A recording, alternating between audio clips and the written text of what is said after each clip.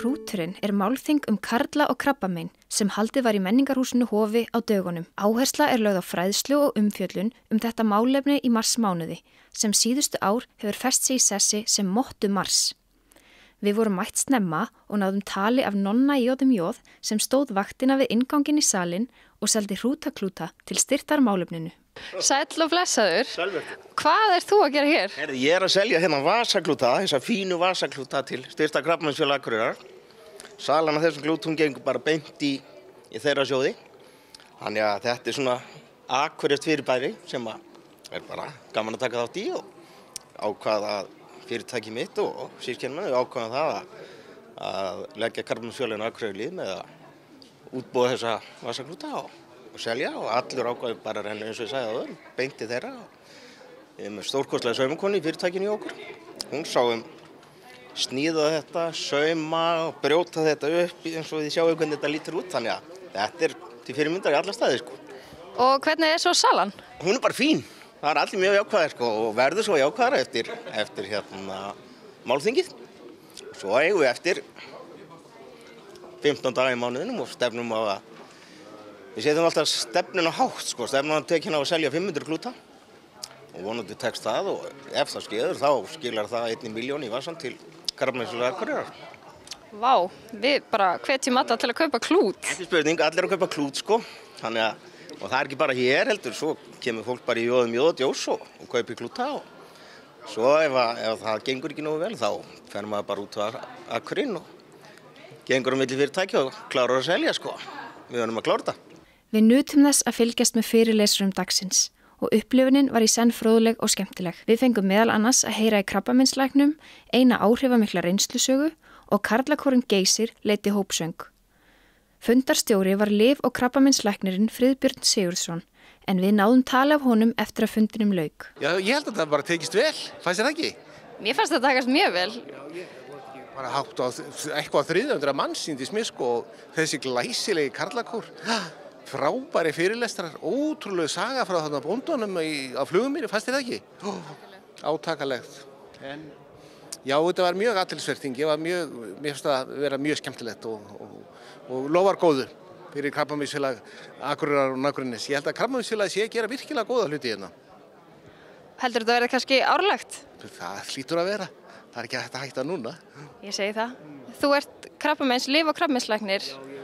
Krabbameinslæknir og ég hef verið að sinna þjónustu hérna norður á Akureyri síðastliðin 9 ár. Við erum 2 læknandi sem skiptust á að sinna þessari þjónustu. Það búið að vera mjög gefandi fyrir okkur því að það svo frábært heimi hérna á sjúkrahúsinu á Akureyri. Það alveg einstakt lið hjúkrunarfræðinga hérna og annarra fagstétta og við erum í svo mikilli samvinnu og með gott heimi, vinnum mikið með heimahlýningunni, vinnum með sálfræðingunum og næringarráðgjöfum og kristnesi og fleirum, prestónum. Já, þannig að þetta einstakt heimi hérna. Þetta var ekki beint venjulegur dagur á skrifstofunni. Hvernig var að stíga inn í þetta hlutverk?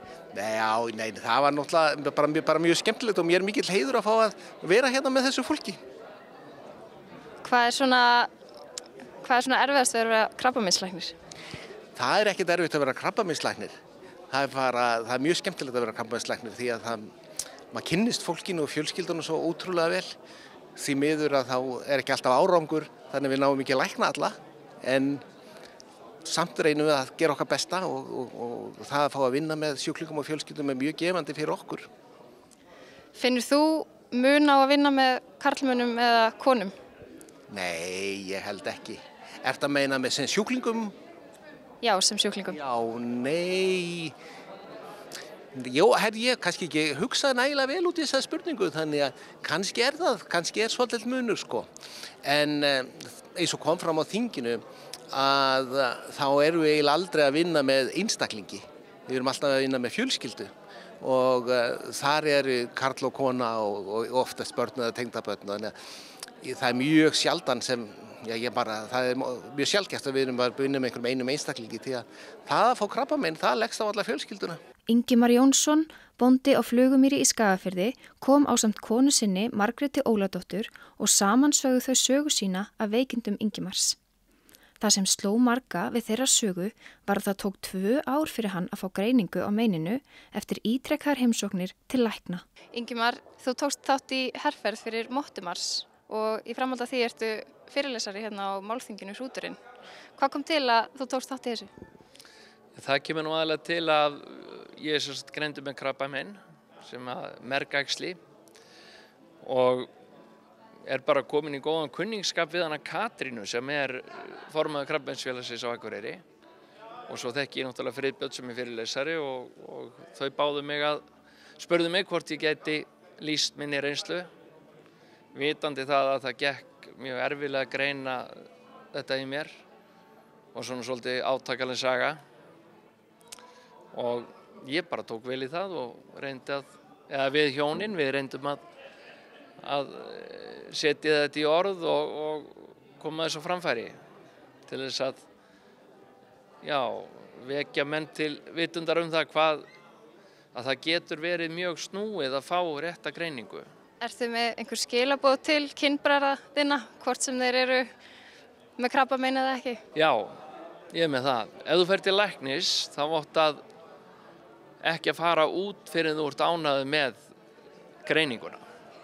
Ekki láta segja þér að þú sért frískur eða þér finnst þú ekki vera það. Þá treysta sínu innsæi. Nákvæmlega. Það er áhugavert að heyra frá krabbameinslæknum hvort að þeir telji að það hafi áhrif á sín störf þegar herferðir á borð við Mottumars og málþing eins og Hrúturinn eru haldin. Eiríkur Jónsson, þvagfæraskurðlæknir, hefur verið lengi í faginu og hann var einn af fyrirlesurum dagsins. Þetta var mjög áhugavert og skemmtilegt og heiður að fá að taka þátt í þessu. Ég held að þessi skipti miklu máli svona til þess að útbreiða fagnaðarerindið til karla og það er kannski þannig að það er talað að menn vilji ekki leita sér læknis eða byrgi inn einkenni sín og sé seini til en ég held þó að verða að segja við þá að mikið af þeim einkennum sem menn geta fengið til dæmis í mínu fagi, erfiðleika við þvaglát eða kastarsitt fagi eða bólgur eða annað þess áttar er oftast vegna góðkynja vandamála, ekki krabbameina. Aðal skilaboðin er að fræðast á þann hátt ekki að skelfast heldur reyna að fræðast og hugsa þetta og svo eru menn að tala sín á milli, kannski meira heldur en aðverlátið, þá eru menn að bera saman bækur sínar sem er gott. Og þú sem krabbameinslæknir, finnurðu einhverja breytingu í takt við auknar herferðir í Mottumars? Já, það er það menn fá kannski meiri áhyggjur af einkennum eða eru einkennalausir að vilja skoða sig, þannig að þetta rótar við, það er alveg, svo kannski er þetta er ekki alveg svart og hvítt og menn læra líka með því að kynna sér málið og verst er að vera alveg óupplýstur og líða illa með það, þannig að margir eru þá, það leiðir til þess að menn fara að kynna sér málin og kannski láta skoða sig og áhyggjurnar minnka eða það kemur í ljós að þetta er eitthvað sem þarf ekki að hafa áhyggjur af. Þannig að ég held að þetta rótar við og skiptir máli. Stúlkurnar hjá Krabbameinsfélagi Akureyrar og nágrennis skipulögðu málþingið með hjálp góðra vina og fyrirtækja. Það var heilmikil undirbúningsvinna sem fór í verkefnið og fyrirfram voru þær heldur óvissar það hversu margir myndu mæta. Katrín, nú er málþinginu lokið. Hvernig eru svona fyrstu viðbrögð? Hvað á maður að segja? Þetta var orðlaus sem gerist ekkert oft og við erum búin að undirbúa þetta mjög lengi og það var tæplega 300 manns sem mætti. Við vorum með frábæra fyrirlesara sem lögðu algjört bara hjarta sitt í þetta og gerði þetta vel og þá var bara ekki hægt að biðja meira. Við erum allsælar og bara ætlum að gera þetta aftur á ári og þá fyllum við salinn. Þeir karlmenn sem koma fram með sögur sínar og þeir sem eru duglegir að sækja þjónustu hjá Krabbameinsfélögunum eru ekki endilega þeir karlmenn sem herferðirnar eru að reyna að ná til. Það eru hinir, þeir sem ekki þora að tala einkennin sín og hafa áhyggjur í hljóði. Regína, sálfræðingur hjá Kán, var að vonum glöð eftir málþingið, en telur hún að það sé að nást árangur með því að hamra á fræðslunni ár eftir ár? Við fáum kallana sem að þora að koma og þora að ræða, þannig við sjáum kannski svolítið aðra hlið hjá okkur. Við sjáum kallana sem að afsanna allar mýturnar, þeir þora að ræða sín mál. En eflaust er það þannig að þeir sem þora ekki að tala eða einangra sig, við kannski hittum þá ekki. Geti kannski verið að þeir kannski peppist aðeins upp eða við að sjá þessa karlmenn? Vonandi, það er náttúrulega tilgangurinn að þessir karlmenn sem kannski eru feimnir að ræða einkenni, feimnir að fara til læknis eða nýta sér krabbameinsfélög og annað sem eru í boði að þeir komi. Málþingið hérna og mottumars og herferðirnar, þetta er að skila árangri, eða ekki? Jú, algjörlega, þetta er að skila árangri og þetta er að hvetja menn til að leita sér aðstoðar. Það er kannski svona uppáhaldsdæmi mitt þessa dagana Davíð sem eru ljósmyndasýningunni á karlaklefinn.is sem í rauninni myndi eftir slagorðinu ekki segja pass við þinn rass þegar hann voru að finna einkenni og hann segir svo skemmtilega frá þessu á karlaklefinn.is, ég mæli með allir horfa á þetta og hann fór að finna einkenni og myndi svo alltaf þetta slagorð og enda á að fara til læknis og þannig uppgötaðist ristilkrabbameini hans og hann fór í meðferð. Þannig að þetta er bara lifandi dæmi? Þetta er bara það og svona virkar þetta. Takk fyrir þetta og við sjáumst væntanlega ári á Hrútnum. Vonandi, með ennþá fleiri fólki.